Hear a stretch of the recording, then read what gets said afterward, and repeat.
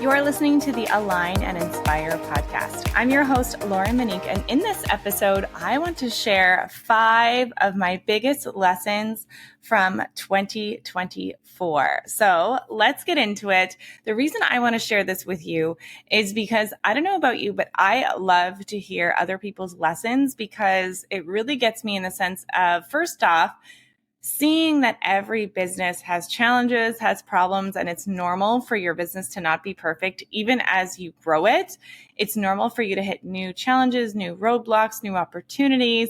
And when I can hear from other people's experiences or other people's mistakes or challenges, it makes me feel less alone in what I'm going through.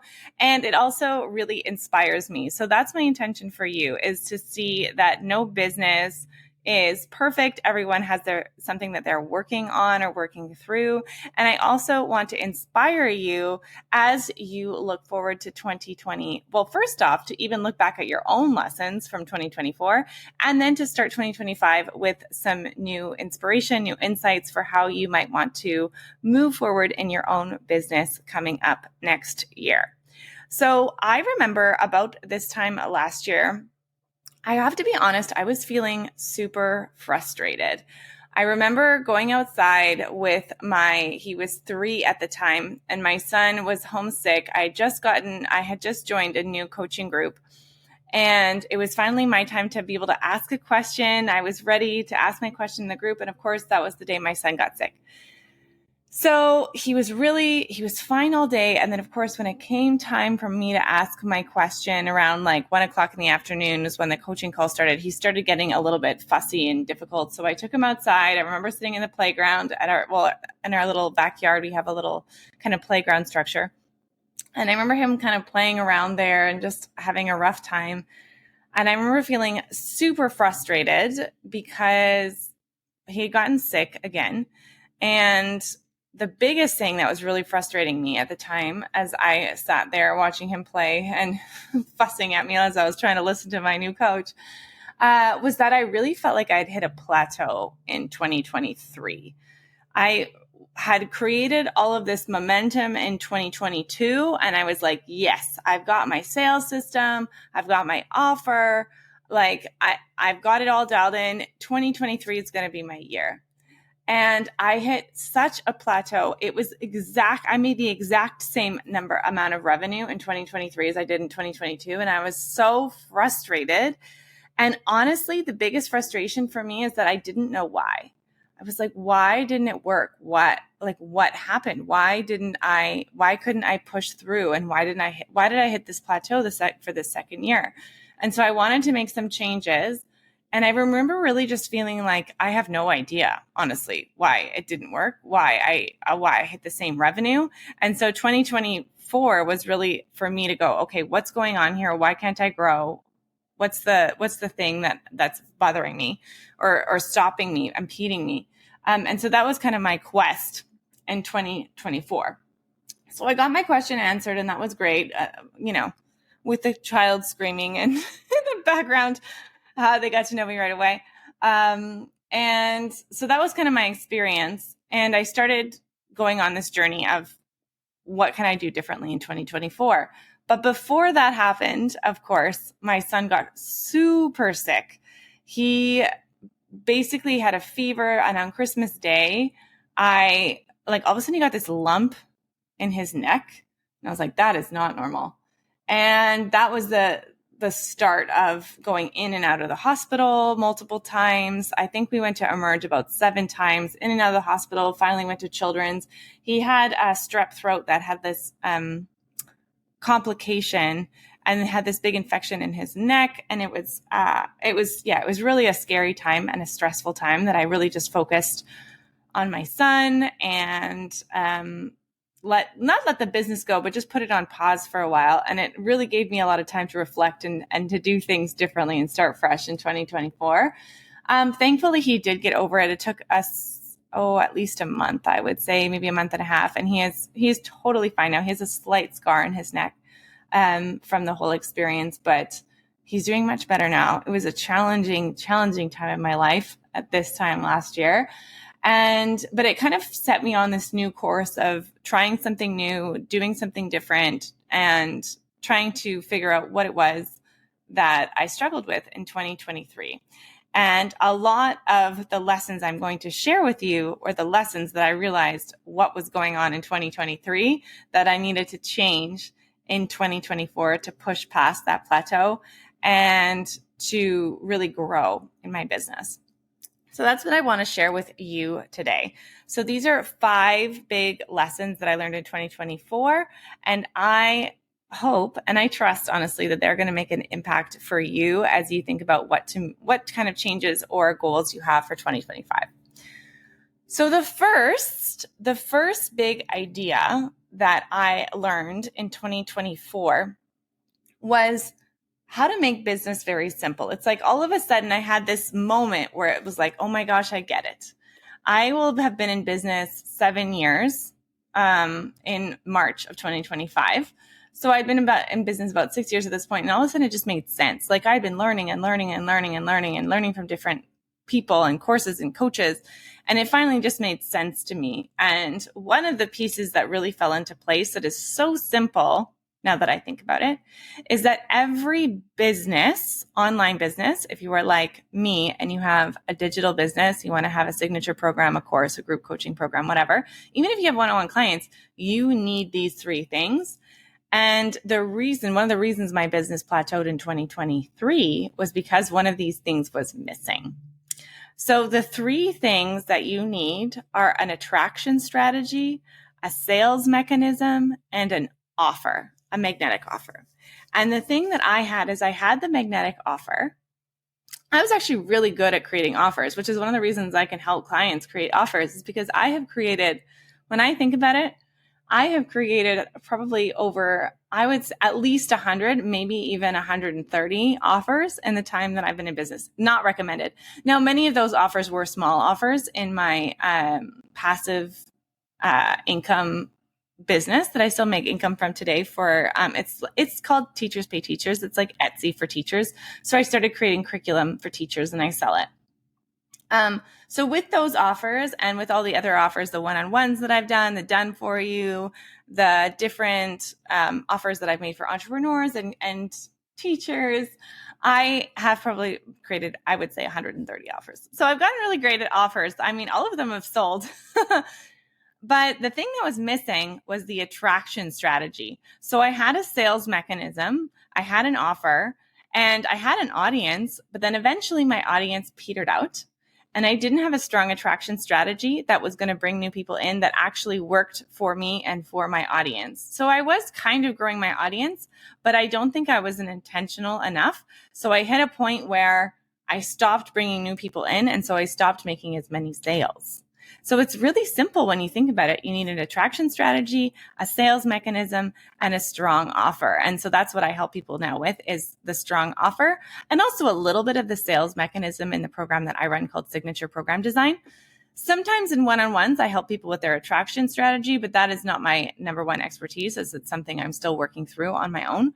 But that is really the first lesson for me, is that every offer, every business needs those 3 things: an attraction strategy, a sales mechanism, and an offer. And sometimes I get my clients ask me, what do you mean by sales mechanism? So that means like, are you going to do a launch with a webinar? Are you going to have sales calls, discovery calls? Are you going to do a challenge? Are you going to sell in the DMs? What's the strategy you're going to use to actually sell people on what it is that you do? So that's the first lesson of 2024, is I realized I did not have a strong attraction strategy. So that comes to lesson number 2. So I figured out, okay, I realized I do not have a strong attraction strategy. Yes, I can work on Instagram, but I want something faster. And that's when I decided to go into strategy number 2, which was Facebook ads. Now, I have used Facebook ads in the past. I've even used Pinterest ads back in the day. When I think about it, when I started building my teacher audience, I used Pinterest ads back in, 2019 or something. And it was literally as simple as like, here are the keywords that I'm paying for. I think that was like all of the demographics. There was like, it was the simplest ads. I took an ad course. It was very simple. And I started with Pinterest ads. And I had dabbled in Facebook ads, but I had struggled with them a little bit.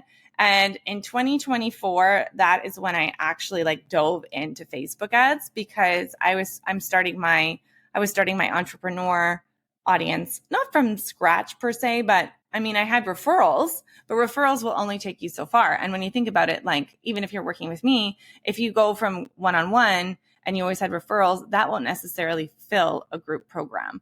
So that's why I started using Facebook ads.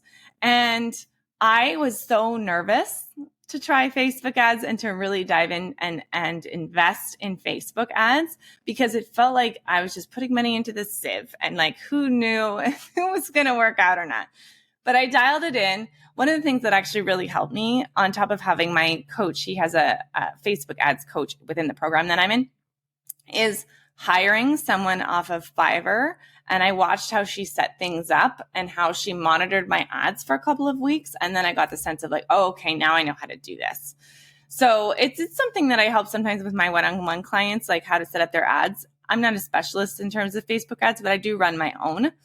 And the thing that I find that is so amazing about Facebook ads is that it's like these little like sparks that connect you with people all over the world that are the right fits for you. It honestly blows my mind that I can have clients from Maine, from Florida, from all over. Right now, I'm just working with people in Canada and the US, but that I can find people that need exactly what it is that I do, like who want to create the program, who want to have the systems to create the program that they love and that helps people, that I'm a perfect fit for those people. It truly blows my mind, the ability that Facebook has to connect you with the right people.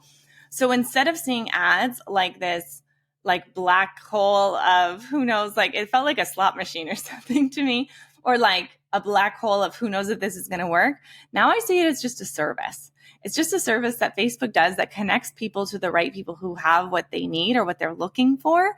And it just does it faster for you. It's like these little like sparks machines that are going out and finding the people that need you and connecting you to them.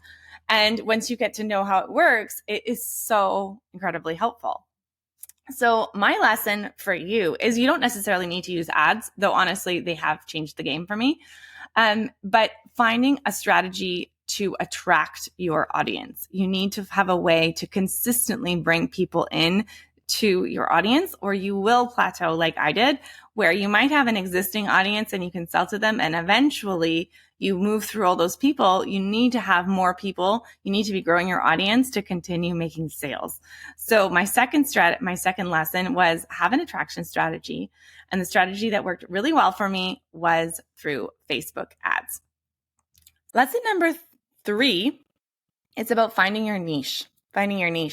And I had always thought about finding your niche as in like, who are the people that you are going to serve, and niching down, getting really specific on that group of people. But when I went to a live event in April with my coach, his name's Colin Boyd. He's fantastic. I went to his live event, and I remember sitting in the room. There was about 50 people there. And he was talking about different game changers in your business. And he drew this kind of quadrant to explain that your niche, the best niches or niches, I always think of like niche because I speak French. So niche for me is the intersection between having a specific person and having a specific problem that you solve. Having a specific person and a specific problem that you solve. So at the time, I wanted to work with, it was fairly broad at that point. I wanted to work with entrepreneurs who were, coaches, course creators, mentors, things like that. But at that time, I was working one-on-one, and I had many different problems that I solved. I helped people who worked too long and wanted to cut down their hours. I helped people who wanted to create a program. I helped people with their funnels. I helped people with their project management. There was a number of things. And I wanted to launch a beta, and I knew I couldn't focus on all of those things and what my specialty would be. But it really hit home when I thought, oh, the more specialized you can be in the problem that you solve and the person that you solve it for, that can be like that's going to, when you're going to be really memorable. That's when people are going to be able to recommend you to other people because it's going to be clear who you serve and how you help them. So I got more and more specific in the thing that I do. So first I got more and more specific on what it is, what's the problem I really wanted to solve. And I had been working in systems a lot. And what I really wanted to do was help people with their programs, but because it came so easily to me, and maybe you can relate to this, sometimes the things that come so easily to us are overlooked. We just figure it's easy for everyone, but that is not true. And the thing I really wanted to do is I wanted to blend my experience with writing curriculum, with teaching. I've always loved mapping ideas out and creating a whole plan for how a curriculum is going to be developed. I've been doing that probably since I was about 16, 17, 18, when I started creating curriculum for dance classes, like the stages, the levels, because I used to be a dance teacher when I was younger. I've been doing that forever and I love doing that. And I just thought, I don't know if people can really do that. And I thought that's why I was working with systems and blah, blah, blah. But when I could combine those for people who wanted to have a really stellar client experience, who wanted to have a really quality delivery, who wanted to make sure that their clients got great results.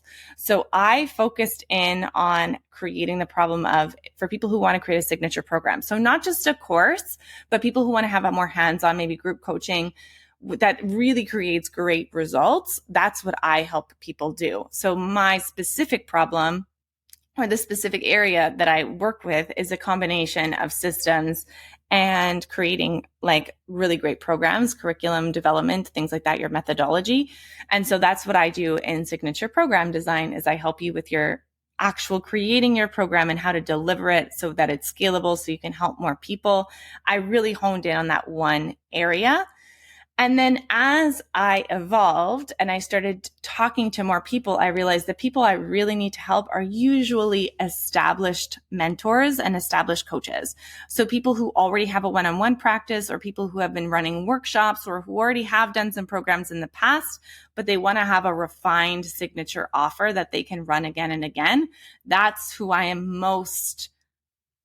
can serve the best. So I went more specific on the person that I support, and I went more specific on the problem or the area. What's my focus, my expertise, or my specialty? So then people can recommend me. So what I'd love for you to think about is, who is the person that you are helping? Can you get even more specific on that? And can you get more specific on the actual problem that you solve? So for me, yes, in my group coaching, sometimes people ask me for help on attraction strategies, or on, I do cover how you can actually launch your program. So sometimes we talk about launching and selling and things like that. But the real specific thing that I help people with is the actual program itself, creating that scalable signature program. So for you, what is going to be that scalable, or that specific problem that you solve, and who are you solving it for in 2025? So that was my third lesson from 2024. Get specific on the person and the problem that you solve. Lesson number four is find a sales mechanism that you love. Find a sales mechanism that you love. Part of the reason that I plateaued in 2023 was because I was selling in a way that a coach recommended that I do, and I honestly didn't like it. It wasn't for me. There's nothing wrong with the way that they were selling. It just wasn't for me and for my niche, for my audience. So the thing that I really see is there's no one way to sell. Like, some people say you have to do webinars. And other people say webinars are dead.